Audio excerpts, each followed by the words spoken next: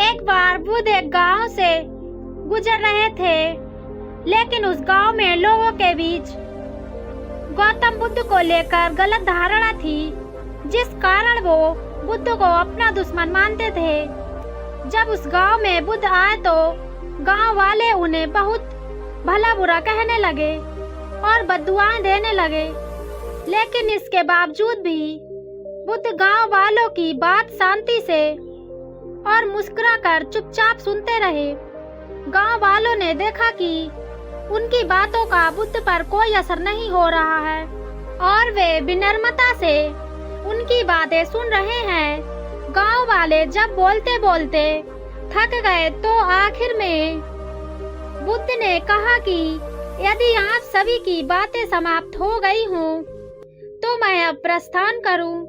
बुद्ध की बात सुनकर गांव वाले हैरान रह गए, लेकिन उस भीड़ में एक व्यक्ति ने बुद्ध से कहा कि हमने तुम्हारी कोई प्रशंसा नहीं की, हम तुम्हें बद्दुआएं दे रहे हैं, क्या तुम्हें इससे कोई फर्क नहीं पड़ता?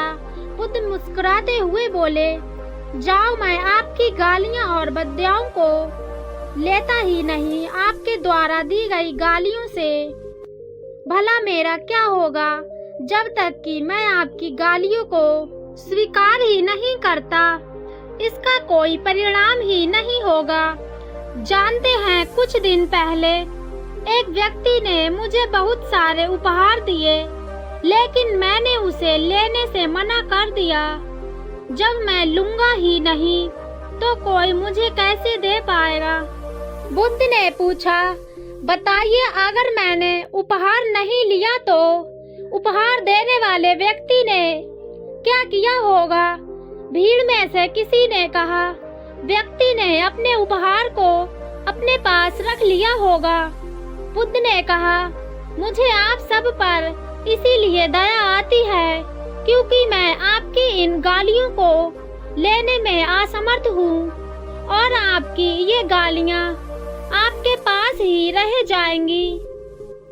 भगवान गौतम बुद्ध ने जीवन से जुड़ी इस कहानी से यह सीख मिलती है कि हम अक्सर अपने दुखों का कारण दूसरों को समझते हैं, लेकिन असल में यह हम पर ही निर्भर करता है कि हम वास्तव में क्या चाहते हैं, खुशी या गम, उदासी या मुस्कान।